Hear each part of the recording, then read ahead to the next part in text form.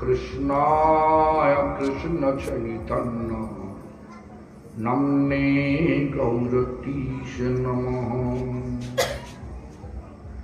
लादिनी स्वरूपाय श्री गौरांग श्रीदोषते भक्त शक्ति स्वरूपाय गदाधर नमोस्तुते। महाविष्णुर्जगत्कर्ता मयाजसृज्य तदा तस्यावतारम् एवमद्वैत आचार्य ईश्वर। अद्वैतं हरिनाद्वैतं आचार्य भक्ति संसना भक्तावतारम् ईशनं तमद्वैत आचार्य आश्रये। शिवाश पंडितं नौमि गौरांग प्रिय पार्षदं यस्य कृपालवेनापि श्री गौरांग जयतीरति। नमस्ते तुहलग्राम नमस्ते मुसलाउघो नमस्ते रेवतिकांत नमस्ते भक्तवत्सल नमस्ते बलिनां श्रेष्ठ नमस्ते धरणीधर प्रलम्बारे नमस्ते तु त्राहि मां कृष्ण पूर्वज। हे कृष्ण करुणा सिंधु दीनबंधु जगत्पति गोपेश गोपिका कांत राधा कांत नमोस्तुते। तप्त कांचन गौरांगी राधे वृंदावनेश्वरी वृषभानुसुते देवी प्रणमामि हरिप्रिये। वृंदावै तुलसीदेवै प्रियाय केशवस्य च विष्णुभक्तिपदे देवी सत्यवत्यै नमो नमः। भज श्री कृष्ण चैतन्य प्रभु नित्यानंद श्री अद्वैत गदाधर शिवासादि गौर भक्तवृंद। हरे कृष्ण कृष्ण कृष्ण हरे हरे हरे राम राम राम हरे हरे। हरे कृष्ण कृष्ण कृष्ण हरे हरे हरे राम राम राम हरे हरे। हरे कृष्ण कृष्ण कृष्ण हरे हरे हरे राम राम हरे हरे। श्रील गुरुपाद पद्म परम गुरुपाद पद्म तथा समग्र परम्परा सदस्य बृंद सकले जययुक्त। आज যেখানে বসে আছি আমরা এটা ভদ্রকালী তলা কানপুরের জাগ্রত কালী।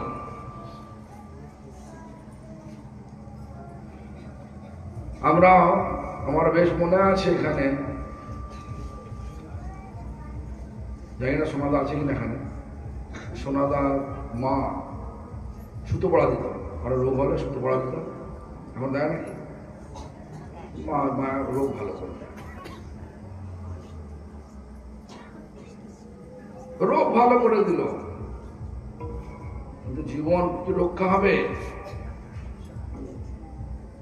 বলছে সব বিষয়টা হচ্ছে সুদুর্লভ মনুষ্য জন্মের সার্থকতা। শব্দগুলো লক্ষ্য করবেন, সুদুর্লভ। ওখানে বলেছে, আমি আর দ্বিতীয়বার বলবো না।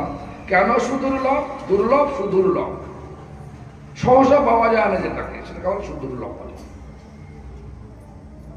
আমরা পদ্মপুরাণের ভাষায় এটা মহারাজ বলেছেন, জলজান আবালাক্ষানি, জলজ পানি মানে আছে মাছ, হাঙর, কুমির, বিভিন্ন রকমের মাছ। সমুদ্রে গেলে দেখবেন অনেক রকমের সব জলজ পানি আছে যেগুলো আমরা জানি না। বিভিন্ন 9 লক্ষ প্রকার জলজ পানি, স্থাবরা, স্থাবর মানে প্রাণ আছে কিন্তু এক স্থান ছেড়ে আর এক স্থানে যেতে পারে না, তাহলে স্থাবর পানি বলে। কত প্রকার? 20 লক্ষ। স্থাবরা লক্ষ বিংশতি,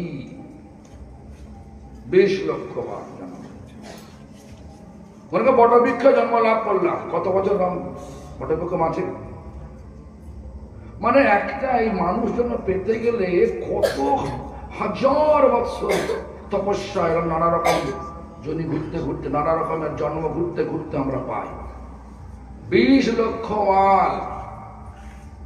এখন বলবেন সায়েন্টিস্ট যারা আছে যেখানে অজয় মামা আছে, সব ফালতু কথা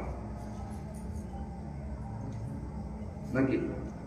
বলবেন যা বই দেবেন সব পড়ে ফেলবেন,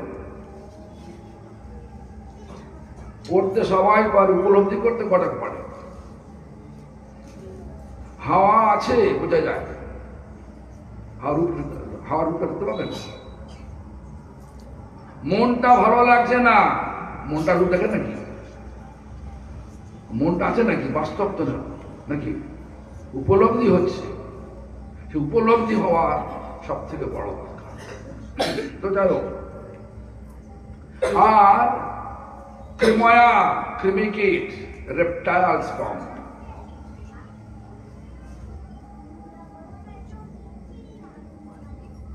এগারো লক্ষ বার। 11 লক্ষ বার। কৃময়া রুদ্র, রুদ্র সংখ্যক, রুদ্র 11, সংখ্যক মানে সংখ্যা 11 লক্ষ বার। আর পক্ষিনাং দাস লক্ষণম, পাখি জন্ম 10 লক্ষ বার। আর 30 লক্ষানি পশব, 30 লক্ষ বার পশু জন্ম। কত হলো? 9 আর 20 29, 11 40, 10 50 আর 30 80, এইভাবে 80 লক্ষ জন্ম বিভিন্ন ভাবে ঘুরতে ঘুরতে আমরা মানুষজন পাই বলে এটার নাম হচ্ছে সুদুর্লভ। এই সুদুর্লভ মনুষ্যজনের সার্থকতা কখন হবে?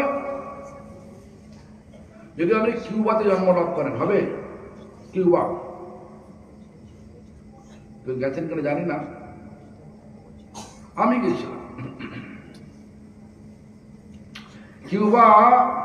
আমরা গিয়েছিলাম, ওখানে সরকার কোনো ধর্ম করতে দেয় না, কমিউনিস্ট দেশ, তারা ধর্মকে মানে না। দেখো, যে হোটেলে উঠেছিলাম 3 দিন, সেখানে মানুষ চাইছে, ধর্মের চাহিদা আছে কিন্তু সাপ্লাই নেই, ডিমান্ড আছে সাপ্লাই নেই, কিরম হয়? হাহাকার করে যায়। তা 2 দিন গিয়ে 450-500 লোক জড়ো হয়েছে। তার মাঝখানেই গোয়েন্দা পুলিশের দ্বারা সরকার জানতে পেরে প্রস্তাব দিল, এখানে আপনি যে করতে এসছেন এটা করা যাবে না, বাংলা করলে না, আপনি হয় এখনই বেরিয়ে যান, আল্লাহ আমাকে ডিপোর্ট করবো, আপনি এখনই বেরিয়ে যান। আমি ডিপোর্ট করলাম, মুসলিম ডিপোর্ট স্ট্যাম্প করলে তো মুসলিম, চলে এলাম। কিন্তু চাহিদা রয়েছে প্রত্যেকটা, যারা বলছেন নাস্তিক তাদেরও চাহিদা রয়েছে। ধর্ম শব্দটার সংজ্ঞা যদি একবার জানা যায় তাহলে তাদেরও সকলের জীব মাত্রই তাদের ধর্ম কি সেটা আমাদের আমার পরম গুরুদেব বলছেন, ইনি ইংরেজি ভাষা বলেছেন, we are soul, what is the natural and eternal function of the soul? That is called dharma. আমরা জীবাত্মা, শরীর নয়, এই জীবাত্মার স্বাভাবিক নিত্য যে স্বভাব তাকে বলা হয় জীবাত্মার ধর্ম। কুকুরকে আতু আতু করে ডাকলে সেও আসে যায় নাকি? একটা যে কোনো জন্তু যেন দেখবে ভালো করে ভালোবাসতে পারলি ডাকবে, তার যেখানে ভালোবাসা আছে সেখানে জীব আছে, আর যেখানে স্বার্থ আছে সেখানে আপাত ভালোবাসা দেখা যায় বটে, চরমে আছে বিবাদ। দেখবেন বর্তমানে আমরা যাকে আপন বলে মনে করি, যেখানে স্বার্থকতা স্বার্থ আছে সে আপন থাকে না। আজ দাদা আছে, দুজনে ব্যবসা করছেন, ভাই দাদা মিলিয়ে ব্যবসা করছেন, যে মুহূর্তে স্বার্থের কামড়া কামড়ি চলতে আরম্ভ করলো, দাদা ভাইকে নিয়ে বার করে দিলেন, হয় কিনা? এরম ধরনের। তো আমাদের মনুষ্য জন্ম হয়েছে, সর্বোত্তম বুদ্ধি মানুষকে ভগবান দিয়েছেন, সে বুদ্ধির প্রয়োগটা কোথায় গেল? আমরা কি এখানেই থাকবো? দেখতে তো পাচ্ছি জন্ম হচ্ছে, যৌবন আসছে, পৌঢ় হচ্ছি, বৃদ্ধ হচ্ছি, সর্ব ইন্দ্রিয় একদম নিস্তেজ হয়ে যাচ্ছে, সর্বেন্দ্রিয় দুর্বল, ক্ষীণ কলে বড়, ভোগাভাবে দুঃখিত অন্তর। এটা মহাজনের ভাষা। সমস্ত ইন্দ্রিয় দুর্বল হয়ে যাচ্ছে, কলেবর, শরীর ক্ষীণ হয়ে যাচ্ছে, আর অনেক কিছু করতে চাই, করতে পারছি না, মন চাইলেও শরীর দিচ্ছে না। বুদ্ধি তো রয়েছে, সর্বোত্তম বুদ্ধি রয়েছে, তাহলে শুধু মরে যাব? কিন্তু আচার্য বলছেন না, শব্দ বলেছেন ইংরেজি ভাষায়, ডাই টু লিভ, মরো কিন্তু বেঁচে মরো। মরার পরে যদি আবার এই দুঃখ যন্ত্রণাগ্রস্ত সংসারে আবার ফিরে আসতে হয়, কর্ম অনুযায়ী আর দুঃখ পেতে হয়, তাহলে বুদ্ধিমত্তার পরিচয় হলো কি? বুদ্ধিমত্তার পরিচয় হলো কি? আমি দেখেছি অনেক মানুষ ভাবে আমেরিকায় গেলে জীবনটা সফল হয়ে গেল। আমি তো দেখি আমার চোখে, আমার দৃষ্টিতে আমেরিকা, অস্ট্রেলিয়া, যেখানে যান, যত উন্নত মানের ইমিগ্রেন্টস কান্ট্রি, যেখানে মানুষকে গ্রহণ করে, রেসিডেন্সি দেয়, মানে হচ্ছে থাকার জন্য, মানে পাসপোর্ট দেয়, সেসব দেশে গেলে, যেখানে ভারতবর্ষ স্লেভ হয়ে থাকতে হবে, মানে কৃতদাসে থাকতে হয় সরকারের, আর প্রত্যেক দেশে গেলেই কৃতদাস হতে হবে। এখানে ওখানে বেশি আছে, এখানে কিছু ছাড় আছে, ভারতবর্ষের ছাড় আছে, কিন্তু ওখানে গেলে সবেতে ট্যাক্স, জলে ট্যাক্স, গ্যাসে ট্যাক্স, খালি ট্যাক্স ভরো, কাজ করো, ট্যাক্স ভরো। যত লোক যাবে তত দেশের উন্নতি হবে। কেন? কাজ করবে, সরকারের ট্যাক্স দেবে, সেই ট্যাক্সের টাকায় ওরা যুদ্ধ করবে। আজ যুদ্ধ লেগেছে, লেবানন, ইসরায়েল, ইউক্রেন, রাশিয়া, এই সময় যুদ্ধ লাগছে কিসের? এসব এটা আলোচনা না, এগুলো তো আমাদের মনুষ্য জন্ম নয়। এই জন্য তো মানুষ জন্ম হয় না আমাদের। আমরা কি সত্যি একটা একটা দেশের লোক না আমরা ভগবানের লোক? কোনটা? কোন সরকারের লোক না ভগবানের লোক? আমরা কোনটা বলুন? ভগবানের। তো ভগবানের সমগ্র পৃথিবীটা। কিন্তু এখন মায়ার চক্রে পরে আমরা কি করছি? এরিয়া ভাগ করে নিয়েছি। এটা হচ্ছে আমার, ওটা হচ্ছে তোমার। আমার এরিয়া ঢুকলেই তোমাকে পাসপোর্ট লাগবে, ভিসা লাগবে, এখানকার আইন মানতে হবে, নানা রকমের সব। তো আমরা আমার দৃষ্টিভঙ্গিতে যেখানে যাও ভগবানের দেশ, এই বিচার নিয়ে মানুষকে যে ভগবান বুদ্ধি দিয়েছেন সে বুদ্ধির প্রয়োগ করলে তো অবশ্যই এই জন্মের সার্থকতা হবে। তবে বিশেষ রূপে এই ভারতবর্ষে জন্ম লাভ করলে কি হয়? এটা অনেক সহজ হয়ে যায়। এখানে আমরা জানতে পারি এটা আমার মা, এটা আমার বাবা, এটা আমার মা, এটা আমার বাবা, এটা জানতে পারি। এমন অনেক ছেলে মেয়ে আছে তারা বাবাকে চেনে না, শুনেছে বাবা। আর মা বড়াই করে বলে এই ছেলেটা বাবা অমুক। 5টা সন্তান থাকে, 5টা বাবা আছে। খুব বড়াই করে বলে। আপনারা বলতে পারবেন আমি এই 5টা ছেলে পেয়েছি, 5টা লোককে দিয়ে? বলতে পারবেন? লজ্জায় লাল হয়ে যাবে। ওখানে একদম প্রশংসা পঞ্চমুখ হয়ে বলতে পারে, জানোয়ারদের মতো জীবন যাপন করে, দেখতে শুধু মানুষের মতো, আর সংস্কারে মানুষ আর জানোয়ার কোনো তফাৎ লাগছে না। আর সেই কালচার, সেই সংস্কার ধীরে ধীরে এই পূর্ণ ভারতবর্ষে, কেন বলছি? ভা মানে জ্ঞান। কোন জ্ঞান? পরমার্থ জ্ঞান। রত মানে যিনি নিয়োজিত হয়েছেন। পরমার্থ জ্ঞানে যে স্থানে আমরা নিয়োজিত হতে পারি সেই স্থানকে বলা হয় ভারত।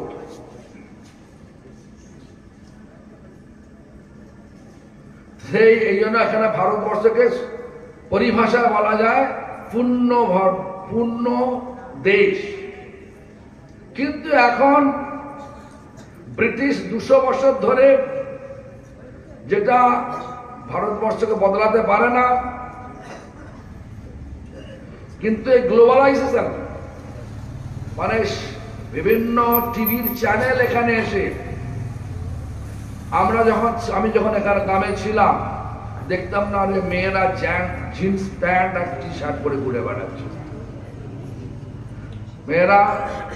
মেয়েদের মতো বস্ত্র পরতেন, কাপড় কিংবা ওই মেয়েদের যে বস্ত্র আছে সেগুলো পরে ঘুরে বেড়ান। এখন বেশিরভাগ জিন্স প্যান্ট টি শার্ট পরে সমগ্র শহরে যাও, কে মেয়ে আর কে ছেলে সামনে না গেলে বোঝা যাবে না, পেছন থেকে বোঝা যাবে না। চুল তো কেটে ফেলে, যখন চুলও রাখে না, বড় চুলও রাখে না, চুল কেটে ছোট করে ফেলে, সামনে না গেলে দেখা যাবে না, গলা সুর না শুনলে বোঝা যাবে না ছেলেটা মেয়ে। আবার এখন তো আবার এমন হয়ে গেছে, সমকামী হয়ে গেছে। আবার এটাকে আবার সরকার স্ট্যাম্প মেরে দিয়েছে, বিভিন্ন দেশ সরকার স্ট্যাম্প মেরে দিয়েছে, গে লেসবিয়ান এরা চলবে। ধীরে ধীরে কলিযুগ, ধীরে ধীরে কলির প্রভাবে ধ্বংস হচ্ছে দেশ। জন্মান্তরবাদ থাকবে বলে মনে হয় না। আমার পরের জন্মে যে হবে, পরে যে আমার বংশ বিস্তার করবে, এটা হবে না। আর যত এই কালচারকে বাড়ানো যাবে, আমরা বলি অসভ্য হয়েছি, আমার তো মনে আমরা অসভ্য হয়ে গেছি। আর্য যুগের মানুষেরা কি পড়তো? ছোট্ট ছোট্ট গাছের ছাল কিংবা পশুর চামড়া পড়ে থাকতো। তারপরে সভ্য হয়েছিলাম আমরা এক সময়, গা হাত পা শরীর ঢেকে রাখতাম। এখন আবার ছোট বস্ত্র, সেটা আবার গাছের ছাল বা মানুষ আর পশুর চামড়া নয়, এখন কটনের কিংবা সিল্কের কোনো দ্রব্য পাচ্ছি আর চারদিক ঘুরে বেড়াচ্ছি, দেখতে পারবেন না আপনারা। সভ্যতার চরম শিখরে যেসব দেশগুলোকে মনে করছি আমরা, সেখানে সমুদ্রের পাড়ে যাবেন, মহিলারা বিবস্ত্র অবস্থায় ঘুরে বেড়াচ্ছে। আমাকে আমার যে মানে অর্গানাইজার, এখন যে দেখবেন তুলসী গাওয়ার্ড আছে না, এখন যে তুলসী গাওয়ার্ড আমেরিকার গোয়েন্দা বিভাগের প্রধান হয়েছে এখন যে ট্রাম্প সরকারের, এই তুলসী গাওয়ার্ডের গুরুদেব সিদ্ধ স্বরূপানন্দ আমাকে নিমন্ত্রণ করেছিল তার কাছে সঙ্গে দেখা করার জন্য। যাচ্ছি, ধীরে ধীরে সমুদ্রের পাড়ে দেখলাম সমস্ত মেয়েরা বিবস্ত্র ঘুরে বেড়াচ্ছে। অর্গানাইজার বলছে, তুমি আমার এখান দিয়ে আনলে কেন? বলছে মনে এটাই হচ্ছে রাস্তা, আর কোনো রাস্তা নেই। আমি চলো, তাহলে ডাক্তার উপায় তো নেই, চলো। আশ্চর্য হয়ে যাবেন, ভাববেন না আমরা ভাববেন আমাদের দেশটা যেখানে আমাদের মুনি ঋষি জন্মলাভ করেছে, এই শিক্ষা মানুষ জীবন সর্বোত্তম জীবন, যেখানে বলা হয়েছে, আচার্য যখন বলছেন লব্ধা সুদুর্লভমিদং বহু সম্ভবান্তি মনুষ্যম অর্থদম অনিত্যম অপিয় ধীর। এই শব্দগুলো যদি অর্থ করা যায়, মানে লব্ধা সুদুর্লভমিদং বহু সম্ভবান্তি, বহু তপস্যার দ্বারা, মানে এই তপস্যা বলতে বহু জন্ম অতিক্রম করে আমরা এই মানুষ দেহ পেয়েছি, যেটা কি মনুষ্যম অর্থদম, অর্থপ্রদ। কেন অর্থপ্রদ? এই জন্মে পরমার্থ লাভ করে ডাই টু লিভ হওয়া যায়। ডাই টু লিভ মানে মরেও বাঁচা যায়, মরে আবার জন্মাবো এই দুঃখ যন্ত্রণাগ্রস্ত পৃথিবীতে, তাকে শুধু মরে যাওয়া বলে। আর মরার পরে যদি আমরা সেই নিত্য আনন্দময়, নিত্য প্রেমময়, নিত্য শান্তিময় ভগবানের ধাম গোলক বৃন্দাবনে যেতে পারি, তাহলে ডাই টু লিভ। কেন ভগবান বলছেন পুনর্জন্ম ন বিদ্যতি? ভগবানের কথা মানেন, গীতার কথা মানেন, তাহলে আমাদের বুঝতে হবে আমার হার জন্ম হবে না। কখন জন্ম হবে না? যখন আমাদের এই সমস্ত আসক্তি কেটে যাবে। কার আসক্তি? এই ভৌতিক জগতের আসক্তি। সেটা আবার কি? এই ভৌতিক জগৎকে বলে বিষয় ভোগ করার জগৎ। বিষয় মানে কি? বিষয় মানে হচ্ছে রূপ, রস, শব্দ, গন্ধ, স্পর্শ। এই পাঁচটাকে বলা হয় মুখ্য বিষয়। এই পাঁচটা ভোগ করি কিভাবে? চক্ষু, কর্ণ, নাসিকা, জিহ্বা, ত্বক নিয়ে। যার যত বেশি এই ভোগস্পৃহা রয়েছে, যার যত বেশি এই ভোগস্পৃহা রয়েছে, সে তত বেশি বিষয়ী। বিষয় না ছাড়লে, বিষয়ের নেশা না ছাড়লে কখনো এই ভৌতিক দুঃখ যন্ত্রণাগ্রস্ত পৃথিবী থেকে উদ্ধার পাবেন না, কখনোই পাবেন না। যেখানে আকর্ষণ সেখানেই গতি হয় মানুষের। আজ এখানে বসে আছেন ভদ্রকালী তলায়, যদি এখনই বলেন এই মনসা তলায়, এখন আছে কি মনসা তলায়? আছে। তো মনসা তলায় মাটির নিচ থেকে হিরে চাই উঠছে। এখন অনেক পঞ্চায়েত সমাজ জানে না, খবর পেয়ে গেছে আসবে, 10 মিনিটের মধ্যে এসে যাবে পঞ্চায়েতের লোকেরা, তারা দখল করে নেবে। আপনি কি করবেন? ওখানে মা প্রকট হয়ে গেছেন, আপনি কি করবেন? এখানে মায়ের কাছে মাকে দর্শন করবেন না ওখানে চলে যাবেন? কোনটা? একটা হিরের চায়ের দাম হবে কমসে কম 5 কোটি টাকা। তাহলে আপনি কি করবেন? এখানে দর্শন করবে ওখানে যাবেন? কোনটা বলুন? হিরে আনতে যাবে। এটাই হচ্ছে আকর্ষণ। যেখানে আকর্ষণ সেখানেই গতি। যদি ভোগে আকর্ষণ থাকে, এই শরীরকে ভোগ দেব, ভোগ করব, ভোগ তো করতে পারবেন না। মনে করি ভোগ করব, কিন্তু ভোগ হয় কি? যেটা মনে করে আমরা বিবাহ করেছিলাম, সেই মনের আশা পূর্ণ হয়েছে কি? হয় কি? একটা কথা আছে, দিল্লি কা লাড্ডু জো খায়া হুই পস্তায়া আর জো নেই কভি পস্তায়া। যার বিয়ে হয়ে গেছে সে বললাম কেন বিবাহ করলাম রে বাবা। আর যা হয় না, ও কবে বিবাহ হবে? এখন তো মা বাবাকে দেখে দিতে হয় না, নিজেই দেখে নেয়। দেখতে হবে না কাউকে। যত দিন যাবে, যে কালচারে আমরা এখানে এসে গেছে, বৈদেশিক কালচার যে আমাদের এখানে ঢুকে পড়েছে টিভির মধ্য দিয়ে, 200 বৎসর ব্রিটিশ রাজত্ব করে যে আমাদেরকে সংস্কারটা মানে আমাদের পাল্টাতে পারেননি। 700 বৎসর মুসলমান রাজত্ব করেছিলেন মোগল, তারাও পাল্টাতে পারেননি। হিন্দু ধর্মের যে শুদ্ধতাকে বদলাতে পারেননি। কিন্তু এই 25-30 বৎসর হলো যে হয়েছে, গ্লোবালাইজেশন হয়েছে, মানে বিভিন্ন দেশের টিভি চ্যানেল এখন ভারতবর্ষের গ্রামে গঞ্জে দেখা যাচ্ছে। সেই টিভি চ্যানেল সব চুলায় দিয়ে দিচ্ছে। আমাদের হিন্দু ধর্মের, হিন্দুদের যে হিন্দুত্ব ছিল সব চুলায় চলে যাচ্ছে। চুলা মানে আগুনে জ্বালিয়ে দিচ্ছে। এটা রক্ষা করতে হবে। এটা যদি রক্ষা না হয়, জানবেন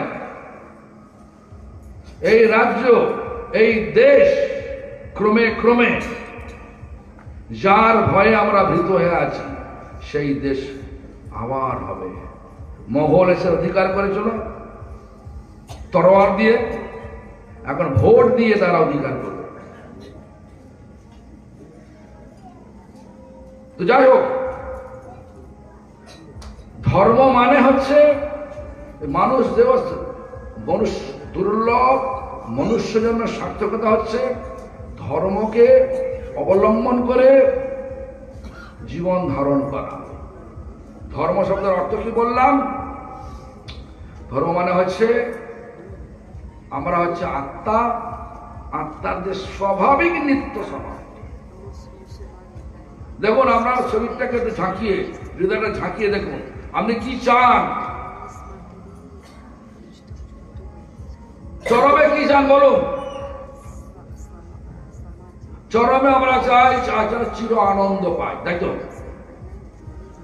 দুঃখ একদম না আসে, চিরকাল যেন আনন্দ থাকে, তাই কিনা? আর কৃষ্ণ শব্দটাকে ব্যাখ্যা করুন। ভাববেন না কৃষ্ণ একটা মূর্তি, কেন? পরমার্থ জগতে নাম হয় গুণ অনুযায়ী। তো কৃষ্ণ নাম, কৃষ্ণের যে নামটা কৃষ্ণ কেন হলো? বলছেন যে যিনি কৃষ্ণ মানে যিনি সকলকে আকর্ষণ করে চির আনন্দ প্রদান করতে সমর্থ, তিনি কৃষ্ণ। সকলকে আকর্ষণ কিভাবে করে?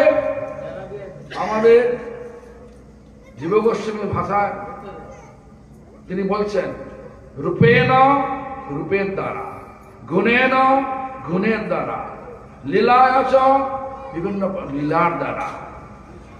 রূপেণ গুণেন লীলায়চ জীবানাং সমগ্র জীবের হৃদয়ং হৃদয়কে আকর্ষণ করা হৃদয়ং রূপেণ গুণেন লীলায়া চ জীবানাং সর্বানাং আকর্ষয়তি আকর্ষণ করে ততঃ আনন্দদয়তি ইতি কৃষ্ণ। যিনি সকল জীবকে রূপের দ্বারা গুণের দ্বারা লীলার দ্বারা আকর্ষণ করে আনন্দ প্রদান করতে করেন তিনি হচ্ছেন কৃষ্ণ। আনন্দ চান তাহলে এই লীলা রূপ এবং গুণ এটার আকর্ষণ আমার তো হচ্ছে না, এ বলতে হচ্ছে এ বলতে হচ্ছে আর আমার বলতে হচ্ছে না। কেন হচ্ছে না? চুম্বকটা নিয়ে এলাম লোহার কাছে, লোহাটা জাং পড়ে আছে, হবে? চুম্বক আকর্ষণ করবে? জাংটা ছাড়াতে হবে। জাংটা কি? বিষয়াসক্তি।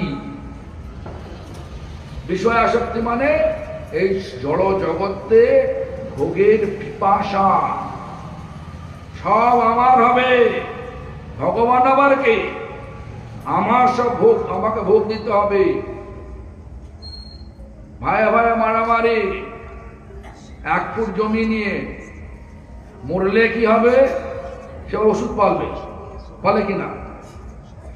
মরলে ওষুধ পালবে। ওর ভাই ভাই মারামারি হচ্ছে 1 ফুট জমি নিয়ে। ভাই মরে গেল, কোর্টে কিন্তু কেস তখন চলছে। আমি দেখেছি বিভিন্ন জায়গায় একটা কলা গাছ একটা এরিয়াতে পড়েছে, সেই কলা গাছের জন্য কোর্টে চলে গেছে। কলা গাছের কলা হয়ে কাঁদি কেটে থোড় খেয়ে নিল, কিন্তু কোর্টে কেসটা এখন মতো রয়েছে। বৃদ্ধা রানিং বিহাইন্ড রং হর্স। কোর্ট শান্তি দেবে না, শুদ্ধ বিচার দেবে না, নেই তো ওখানে। এই জগৎটা ধোকার জগৎ। শুদ্ধ বিচার হচ্ছে কোথায়? শুদ্ধ বিচার হচ্ছে আমরা যখন জীবনের মূল্যায়ন করতে শিখব। জীবনের মূল্যায়নটা কি? আমরা এখানে এসেছি কি জন্য এসেছি? অনাদি কর্ম ফলে পরিভবার নবজলে। অনাদি করম, জনম জনম বহু সব কর্ম করে এসে আজ এই দুঃখ যন্ত্রণাগ্রস্ত ভব মানে ভৌতিক, অর্ণব মানে সাগরে পড়িয়াছি। অনাদি কর্ম ফলে আজ ভবারণে পড়ে গেছি। তরিবারে না দেখি উপায়, মানে ভবসাগর পার হবার, দুঃখ যন্ত্রণাগ্রস্ত ভবসাগর পার হবার কোন উপায় দেখছি না। দেখো এই একটা এর মাঝখানে একটা কথা বলে নি, সময় তো হয়ে যাচ্ছে। ভদ্রকালী তলা এসছি, এই ভদ্রকালী তলায় এসছি, আমিও এখানে ছিলাম। এখানে দেখেছি হরিনাম হতো। এইখান থেকে এখানে ঘটনা আছে না, পড়ে গেছে। যেখানে ঘটনা ছিল ওখান থেকে সব গানের দল আসতো। গৌরহরি কয়াল, নাম জান, নাম তো গৌরী কয়াল মনে আছে, এখন নিজেকে যাই না। সন্ধ্যা নেচে গান করতো, শরীর দুলিয়ে দুলে গান করতো, আর মৃদঙ্গ বাদক হাতে করে নাচতো। আমারও ঘর নাচতো, ছোট ছিলাম, ঘর নাড়াতাম। আর ঠাকুমার সঙ্গে আসতো, হার কিনে হাতে নিয়ে আসতো, নিয়ে আসতো। চল না রে, রোষ না রে, দাঁড়া না রে, এখানে ওখানে একটা সঙ্গ আছে, আমাকে নিয়ে আসতো। সব পড়া দেখে যাও, এসব তো দেখেছি আমি। তো এরকম ধরনের আমার সবাই কম বেশি কালীমার কাছে আসি, কিন্তু কালীমার কাছে আসল জিনিসটা চাই না। কালী যাতে সন্তুষ্ট হয়, তুষ্ট হয়, সেটা আমরা চাই না। চাই কি যে বলেছেন নকল জিনিস চেয়ে নেই। মনে করেন একটা দেশের রাজার কাছে গেছেন, রাজা বলছে কি চাই বলো। আর আমি বললাম হে রাজন, আমাকে দাড়ি খামাতে হবে, দাড়ি আমার ব্লেড দাও। চাওয়া হল ঠিক মতো, সেটাই চাওয়া হল ঠিক মতো। বলিমানের কাছে গিয়ে মামনদেব কি বললেন, ত্রিপাদ ভূমি দাও। বলিমার কি বলে, আরে মানে এত বড় রাজা, সোনা হিরে গহনা 10টা গাম চেয়ে নেবে, তোমার 10 পুরুষ বসে বসে খাবে, সেরকম চেয়ে না। বলেন না রাজন, আমি ব্রাহ্মণ, আমি যেটা চাই সেটা দেবে তো দাও, তাহলে আমি এখানে চলে যাব। তখন রাজন তো দিয়ে দিল। তারপরে গুরু শুক্রাচার্য বলছে, হে বলি, ওর বটুক ব্রাহ্মণ নয়, ও স্বয়ং বিষ্ণু। আর বলি মহারাজ আরো খুশি হয়ে গেল, বিষ্ণু এসে গেছে। আজ তো যিনি সমগ্র ব্রহ্মাণ্ডের যিনি সৃষ্টিকর্তা, সে বিষ্ণু এসে গেছে। আমার সুখের আর আনন্দ, সুখের আর এ নেই। হে গুরু, তুমি আমাকে বিষ্ণু সেবার যে বাধা দিচ্ছ, বাদ দিলাম তো আপনাকে। গুরুকে ত্যাগ করলেন বলি মহারাজ, বিষ্ণু সেবা লেগে গেলেন। বিষ্ণু ত্রিপাদ ভূমি ছলনায় দুপায়ে তার সমস্ত রাজ্য দখল করে নিল। আর তৃতীয় পা বার করে বলছে, নবী থেকে বার করে বলছে, এই বলি বলো তৃতীয় পা কোথায় রাখবো। বলি মানে আনন্দ সহকারে বললে, আমার মাথায় রেখে দিন প্রভু। বলি মহারাজ কি বোকা ছিলেন নাকি? ভগবানকে দিয়ে বোকামো হয়েছে তো রাজ্য নিয়ে নিল না। বোকামি ভগবানকে দিয়ে কেউ খতম হয় না, কেউ শেষ হয়ে যায় না ভগবানকে দিলে। আর ভগবানকে দেওয়া যায় না, সব ভগবানের জিনিস। তো ভগবানের জিনিস আমার নিয়ে নিচ্ছে, আবার দেবে। যাও, এখন আমরা এখানে এসেছি কালীতলা। কালীর কাছে সব আমাদেরকে সুতো পড়া নেওয়ার জন্য আসে, ইহজাত করতে আসে, সব সুযোগ দেয়। আমার স্বামী যারা চিরকাল থাকে তো না, দুম করে মরেও যায়। আমার বাবা মায়ের আগেই মরে গেল। হ্যাঁ, আমাদের মাসিগুলো দেখছি, সব তো মাসিগুলো আগে মিশরা মরে গেল, যাচ্ছে। তো এরম তো হচ্ছে। এখন এরম ধরনের আমাদের সব প্রার্থনা থাকে, যেগুলো আপাত দৃষ্টিতে কিছু ভালো হয়ে যায় বটে, কিন্তু চরমে ভালো হয় না। যেটা চাইছি সে চরমে ভালো হয় না। চরমে ভালো করার জন্য কি চাইতে হবে, সেটাই হচ্ছে মা কিন্তু নিতে খুশি খুশি হতে। দেখুন আমাদের কাছে আমি একটা মানে কাহিনী বলছি, সত্যি করে কাহিনী। এক পরিবারে 2 জন ব্যক্তি, রামচন্দ্র কবিরাজ আর গোবিন্দ কবিরাজ। রামচন্দ্র কবিরাজ তিনি বৈষ্ণব, গোবিন্দ কবিরাজ কালীর সাধক। রামচন্দ্র কবিরাজ কৃষ্ণের ভক্ত, আর গোবিন্দ কবিরাজ কালীর সাধক। শব্দ বললাম দুটো। ভক্ত কেন বললাম? ভক্তি যার আছে তা ভক্ত। ভক্তি সংজ্ঞাটা কি? যিনি অন্য কোনো ভৌতিক আশা করেন না, লাভের আশা না করে ভগবানের সুখের জন্য ভালোবাসার দ্বারা ভগবানের সেবা করেন, তাকে বলে ভক্তি বলে। ভগবানের যারা ভক্ত, ভগবানের যারা এই ধরনের সেবা করে থাকে তারা ভক্ত। আর যেখানে কালীর সাধনা করে, সেটা আমরা এটা চাও সেটা চাও, সেটা সাধক। যোগ চাই, যোগী হয়ে সাধু কিছু লোককে দেখাবো আমি অমুক শক্তি তমুক শক্তি নিয়ে অমুক রোগ ভালো করে দেবো, তমুক রোগ ভালো করে দেবো, এসব যে আছে আমার ওটা আশাটা পূর্ণ হয়ে যাবে। আরে যেখানেই যাও না কেন তোমাকে তো আসতে হবে। এই দুঃখ যন্ত্রণা তুমি যা চাইছো, এই দুঃখ যন্ত্রণাগ্রস্ত পৃথিবী থাকার জন্যই চাইছো। জেলখানায় যদি গভর্নর এসে বলে আমাকে একটা করে সমস্যা বলো, আমি সমস্ত সমস্যার সমাধান করে দেব। আমি জেলখানায় গেছি, ভাববেন না আমি জেলখানায় গেছি কোনো অন্যায় করে গেছি। আমি জেলখানায় গেছি প্রচার করার জন্য। সেন্ট্রাল জেলে একসঙ্গে কয়েদি পেয়ে 2000 কয়েদি। 4 বার গেছি, এক বছরে 1780 জন। আমি তো বোর্ডে দেখতাম কতজন কয়েদি আছে, সবাইকে একসঙ্গে পেয়ে গেছি, প্রচার করার জন্য গেছি। মনে করেন যে গভর্নর এসে জিজ্ঞাসা করলো, আচ্ছা কয়েদিগণ, তোমাদের সমস্যার সমাধান, একটা করে সমস্যা করবে, এই সমস্যার সমাধান করে দেবো। আর সমস্ত কয়েদিগণ আসছে, হুজুর চালটা ভালো নয় জেলের মধ্যে, ঠিক চাল ভালো করে দেবো।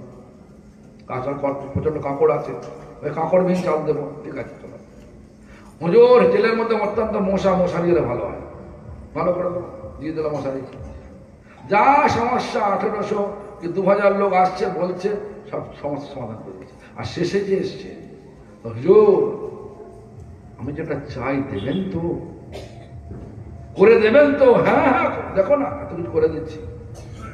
হুজুর আমি বাড়ি যেতে চাই, কিচ্ছু চাই না, আমি বাড়ি যেতে চাই। তারা কে বুদ্ধিমান বেশি হলো? তেমনি করে এটা জেলখানা, এটা মায়ার জেলখানা। কে বলছে? আমাদের আচার্য যখন জানাচ্ছে, কৃষ্ণ ভুলি সেই জীব অনাদি বহির্মুখ, অতএব মায়া তারে দেয় সংসার আদি দুঃখ। দুঃখ পাচ্ছি কিন্তু এখানে থাকার জন্য থাকার চেষ্টা করছে।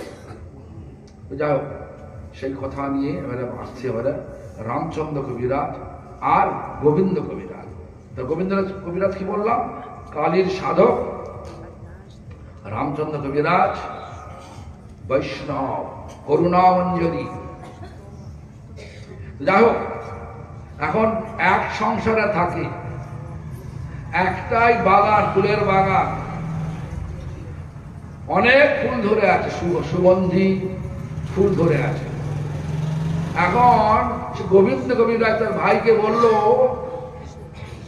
এই ভাই রাম, তুই এক কাজ, আজকে তুই ফুলের দিকে তাকাবি, বাগানের সব ফুল আমি আমার মাকে দেব, একটা ফুল তুলবি না। সুন্দর তাজা ফুল, বৈষ্ণব সিঙ্গার রসের সেবক তো, সিঙ্গার রসের সেবক আমরা, ভগবানকে সাজাবো, ভগবানকে সুগন্ধ দেবো, এরকম ধরনের আমাদের বিচার আছে। তো কি করলেন, সেই রামচন্দ্র কবিরাজ মনে মনে ফুলগুলো তুললেন। গাছে ফুল লেগে আছে, মনে মনে তুলে সেগুলো ভগবান কৃষ্ণের চরণে অর্পণ করে দিয়েছে।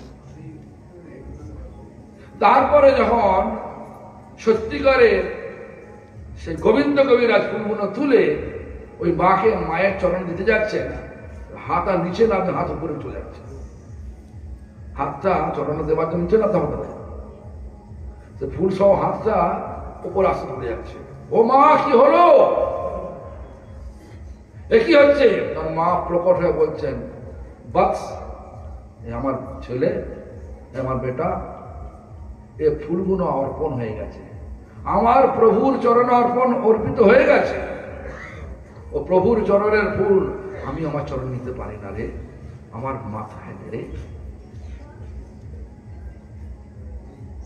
যখন গোবিন্দ কবিরাজ জিজ্ঞাসা করছেন, মা তাহলে আপনি তো সর্বেশ্বর নয়?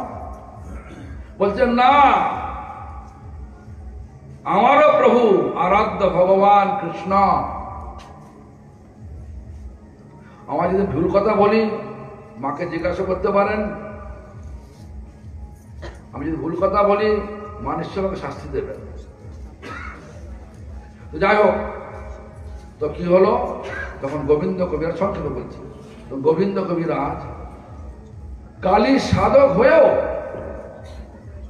তিনি কবিতা লিখলেন, গান লিখলেন। কি গান? ভজ হরে মনা শ্রীনন্দের নন্দনা অভয়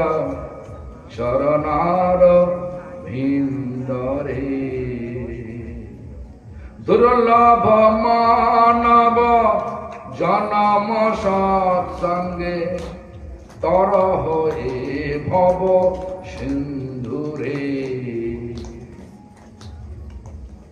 ভজ হুরে মন, ও মন তুমি সেবা করো কার? দেখুন মনে মনে তার ভাই রামচন্দ্র কবিরাজ ফুলগুলো বাগান থেকে তুলেছে, মনে মনে তুলেছে, ফুল কিন্তু গাছেই লেগে আছে, অর্পণ করে সেটা ভগবান গ্রহণ করেছেন। কে বললেন? মা বলেছিলেন। গোবিন্দ কবিরাজ কালীর সাধক হয়েও তিনি লিখলেন ভজ হুরে মন শ্রীনন্দের। কার সেবা করো? না নন্দ মহারাজ ছেলে কৃষ্ণের সেবা করো, শ্রীনন্দের নন্দন। কেন? অভয় চরণ রবীন্দ্রে। অভয় চরণ, যেখানে গেলে কোনো ভয় নাই, দুঃখ নাই, যন্ত্রণা নাই, জ্বালা নাই, শুধু আছে কি? প্রেমময়, শান্তিময়, আনন্দময়, যেটা আমাদের সকলের প্রত্যেকটা জীবের বাড়ি, সেইখানে আমাদের গতি হবে। গতি হলেই কি বলে?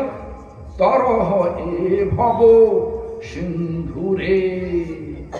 এ ভৌতিক সিন্ধু মানে সাগর, এই ভৌতিক সাগর যেখানে আমরা পড়ে গিয়ে করা যায়, তাহলে ভয় থাকবে না, হাবুডুবে খেতে হবে না, তোমাকে চলে যেতে হবে, পার করে দেবে। কোথায়? যেখানে আমাদের আসল বাড়ি। Back home, back to god head. কোথায় বাড়ি? God head. গড মানে ভগবান জানি, গড হেড মানে যিনি, গড হেড মানে supreme person of god head, supreme person, supremacy, top most supremacy জানা, মানে সবচেয়ে ক্ষমতা সম্পন্ন, সবাই নিয়ন্ত্রণ কর্তা, সমস্ত দেব দেবীর নিয়ন্ত্রণ কর্তা। তিনি কে? কৃষ্ণ। শাস্ত্র বলছে এটা, ব্যাসদেব লিখেছেন, ইতি চাংশ কলা পুংস কৃষ্ণস্তু ভগবান স্বয়ং। চৈতন্য চরিতামৃত কৃষ্ণদাস কবিরাজ গোস্বামী বললেন, একলা ঈশ্বর কৃষ্ণ আর সব ভৃত্য, যারা জয়ছে না চাইছে তৈছে করে নিত্য। ব্রহ্মাণ্ডের প্রথম জীব, এই ব্রহ্মাণ্ডের, এই পৃথিবীর প্রথম জীব ব্রহ্মা। ব্রহ্মা লিখলেন ব্রহ্মসংহিতায়, ঈশ্বর পরম কৃষ্ণ সচ্চিদানন্দ বিগ্রহ অনাদিরাদি গোবিন্দ সর্বকারণ কারণম। ঈশ্বর পরম মানে পরমেশ্বর, ঈশ্বর মানে যিনি আমার চেয়ে বড়। যেমন অজয় মামা এখানে আমার চেয়ে বড়, সে আমার কাছে ঈশ্বর। কিন্তু পরমেশ্বর কৃষ্ণ। কে বললেন? ব্রহ্মা বললেন। তিনি কে? না সৃষ্টির প্রথম জীব। কার কথা মানবেন? শাস্ত্র না মেনে যদি নিজের মতো চলে তো চলে, আপত্তি নেই, তাহলে মনুষ্য জন্ম সার্থকতা হবে না। মানে যে কোনো জিনিস, অফিস চালাতে গেলে একটা ডিসিপ্লিন থাকে, অফিসের নিয়মানুবর্তিতা মেনে চলতে হয়। স্কুলে যেতে গেলে ওরা ওখানে ডিসিপ্লিন আছে, পরমার্থে চলতে গেলে ওখানে ডিসিপ্লিন। কি ডিসিপ্লিন? যে আমার যারা অগ্রের আচার্য, যারা আচরণ করে শিক্ষা দিয়ে গেছেন, তাদের পদাঙ্ক অনুসরণে আমাকে চলতে হবে। আমার মাইন্ড কনককশন, আমার মনের মধ্যে যে সমস্ত উদয় হচ্ছে সেগুলো দিয়ে কিছু বলে দিলাম, নতুন কিছু বানিয়ে দিলাম, আপাতত মধুর লাগলো বটে, কিন্তু চরমে যাওয়া যাবে না। প্রত্যেক জায়গাতে নিয়ম আছে। মনুষ্যের সার্থকতা হচ্ছে কি? আনুগত্য। আমাদের বামন মহারাজ বলেছেন, সাধুর আনুগত্যে ভগবানের সাধনা করা।